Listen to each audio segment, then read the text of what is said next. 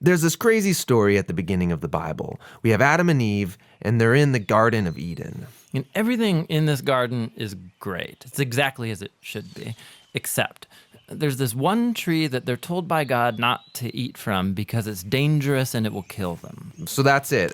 Avoid this fruit tree and we're fine. Right, it seems pretty simple. But in this garden, there's a snake, and it starts telling a different story. It says that if you eat of this tree, it's not going to kill you.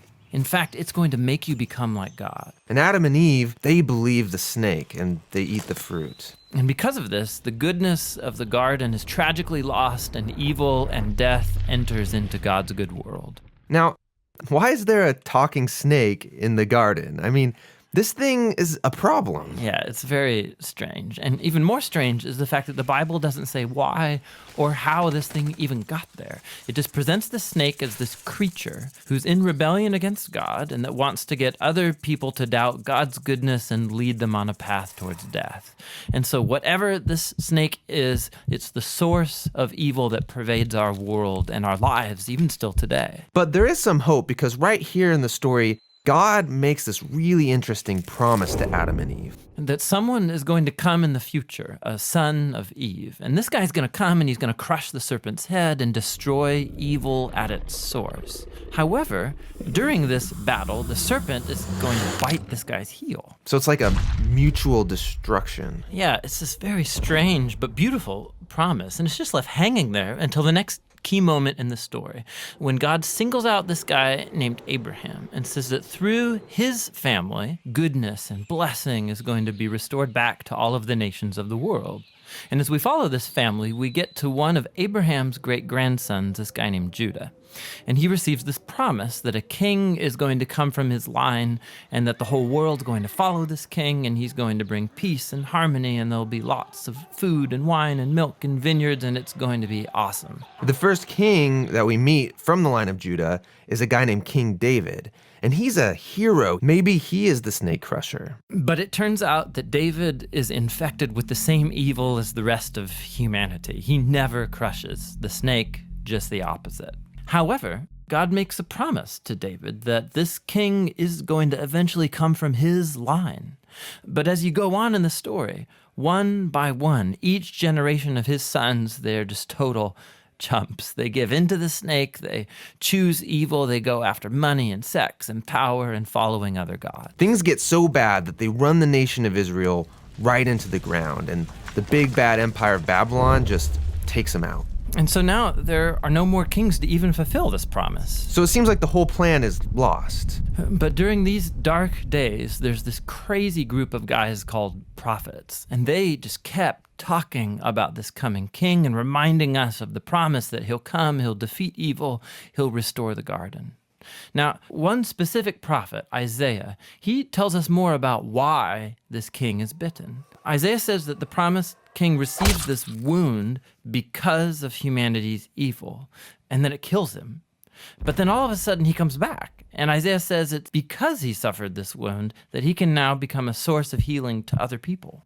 But the Old Testament ends, and the snake-crushing king that everyone's been talking about never shows up. And this is why, when the New Testament begins, it introduces us to Jesus of Nazareth, not as some random guy, but as someone who comes to fulfill these specific ancient promises. Yeah, we learn that he's from the line of David, Judah, and Abraham. And he goes around Israel announcing that the goodness of God's kingdom is here, now. And he begins confronting the effects of evil on people by healing them, by forgiving them of their sins and evil. Many people are now believing that this is, in fact, the promised king. But Jesus began telling his closest followers that he was going to become king and bring peace by taking the full effect of humanity's evil into himself. The fatal snakebite wound. Exactly. And so it seems like the serpent wins. And this story actually would be a tragedy except for what happens next.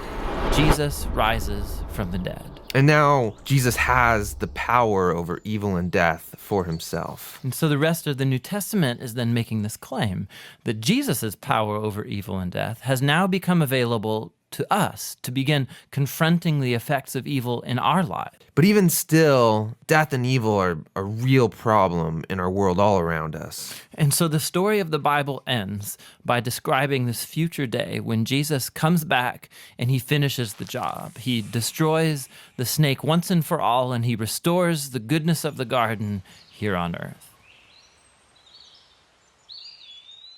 Hey, this is Tim. And this is John. We think one of the best ways to understand the Bible is to trace the key themes from its beginning all the way through to the end. We also make videos that walk through the literary structure of every book of the Bible and how it relates to the whole. Here's something you didn't know. John and I were roommates in college, and we lived in the basement of a dirty old house. We're a nonprofit, and we'd love to keep these videos free for everyone, but we need your help. You can go to jointhebibleproject.com and you can get full res versions of these videos. You can download the study guide. It's all for free. Jointhebibleproject.com.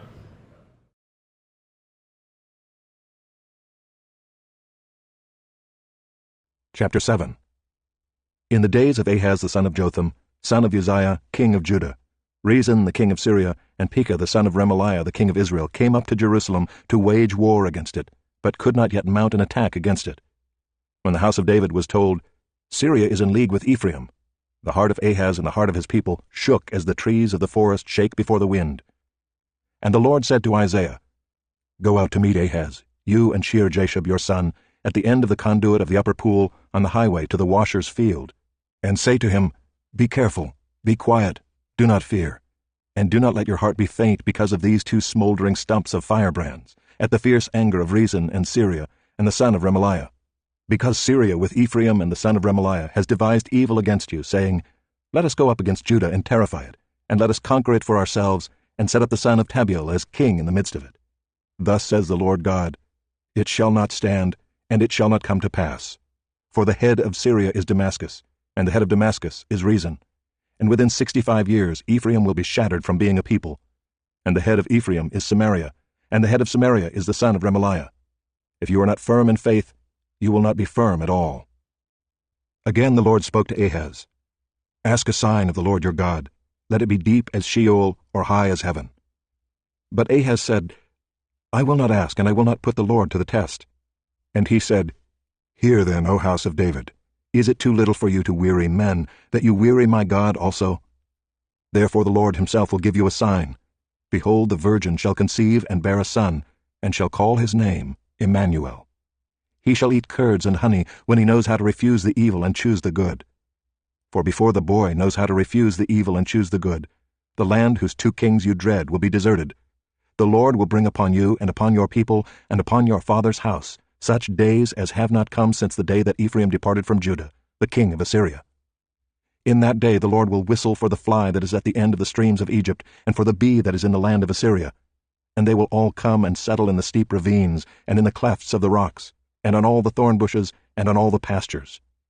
In that day the Lord will shave with a razor that is hired beyond the river with the king of Assyria, the head and the hair of the feet, and it will sweep away the beard also.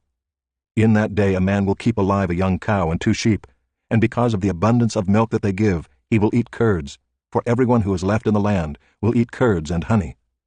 In that day every place where there used to be 1,000 vines, worth 1,000 shekels of silver, will become briars and thorns. With bow and arrows a man will come there, for all the land will be briars and thorns. And as for all the hills that used to be hoed with a hoe, you will not come there for fear of briars and thorns, but they will become a place where cattle are let loose, and where sheep tread.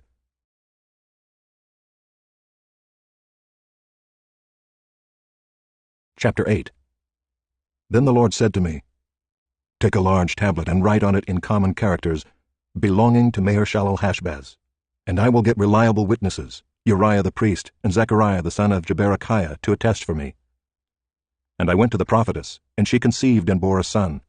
Then the Lord said to me, Call his name Maher-shalal-Hash-baz, for before the boy knows how to cry, My father, or my mother, the wealth of Damascus and the spoil of Samaria will be carried away before the king of Assyria. The Lord spoke to me again, Because this people has refused the waters of Shiloah that flow gently, and rejoice over Rezin and the son of Remaliah. Therefore, behold, the Lord is bringing up against them the waters of the river, mighty and many, the king of Assyria and all his glory.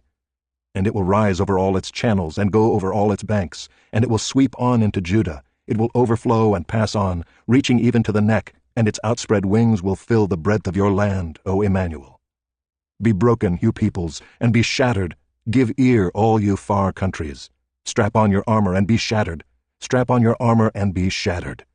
Take counsel together, but it will come to nothing. Speak a word, but it will not stand, for God is with us. For the Lord spoke thus to me with his strong hand upon me, and warned me not to walk in the way of this people, saying, Do not call conspiracy all that this people calls conspiracy, and do not fear what they fear, nor be in dread. But the Lord of hosts, him you shall honor as holy. Let him be your fear, and let him be your dread. And he will become a sanctuary and a stone of offense, and a rock of stumbling to both houses of Israel, a trap and a snare to the inhabitants of Jerusalem. And many shall stumble on it. They shall fall and be broken. They shall be snared and taken. Bind up the testimony. Seal the teaching among my disciples. I will wait for the Lord, who is hiding his face from the house of Jacob, and I will hope in him. Behold, I and the children whom the Lord has given me are signs and portents in Israel from the Lord of hosts, who dwells on Mount Zion. And when they say to you, Inquire of the mediums and the necromancers who chirp and mutter, should not a people inquire of their God? Should they inquire of the dead on behalf of the living? To the teaching and to the testimony, if they will not speak according to this word, it is because they have no dawn. They will pass through the land greatly distressed and hungry. And when they are hungry, they will be enraged and will speak contemptuously against their king and their God, and turn their faces upward. And they will look to the earth, but behold, distress and darkness, the gloom of anguish. And they will be thrust into thick darkness.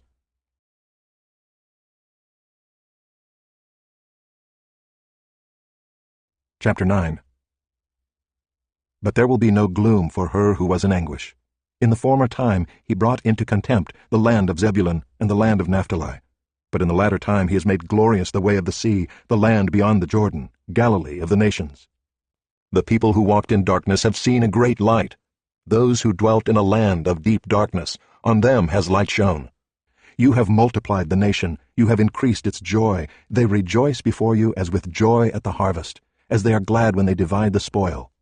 For the yoke of his burden, and the staff for his shoulder, the rod of his oppressor, you have broken as on the day of Midian. For every boot of the tramping warrior in battle tumult, and every garment rolled in blood, will be burned as fuel for the fire. For to us a child is born, to us a son is given, and the government shall be upon his shoulder, and his name shall be called Wonderful Counselor, Mighty God, Everlasting Father, Prince of Peace. Of the increase of his government and of peace there will be no end, on the throne of David and over his kingdom, to establish it and to uphold it with justice and with righteousness, from this time forth and forevermore. The zeal of the Lord of hosts will do this. The Lord has sent a word against Jacob, and it will fall on Israel, and all the people will know, Ephraim and the inhabitants of Samaria, who say in pride and in arrogance of heart, The bricks have fallen, but we will build with dressed stones. The sycamores have been cut down, but we will put cedars in their place. But the Lord raises the adversaries of reason against him, and stirs up his enemies. The Syrians on the east, and the Philistines on the west, devour Israel with open mouth. For all this his anger has not turned away, and his hand is stretched out still. The people did not turn to him who struck them, nor inquire of the Lord of hosts. So the Lord cut off from Israel head and tail, palm branch and reed in one day. The elder and honored man is the head, and the prophet who teaches lies is the tail. For those who guide this people have been leading them astray, and those who are guided by them are swallowed up. Therefore the Lord does not rejoice over their young men, and has no compassion on their fatherless and widows. For everyone is godless and an evildoer, and every mouth speaks folly. For all this his anger has not turned away, and his hand is stretched out still. For wickedness burns like a fire, it consumes briars and thorns, it kindles the thickets of the forest, and they roll upward in a column of smoke. Through the wrath of the Lord of hosts, the land is scorched, and the people are like fuel for the fire. No one spares another. They slice meat on the right, but are still hungry. And they devour on the left, but are not satisfied. Each devours the flesh of his own arm. Manasseh devours Ephraim, and Ephraim devours Manasseh. Together they are against Judah. For all this his anger has not turned away, and his hand is stretched out still.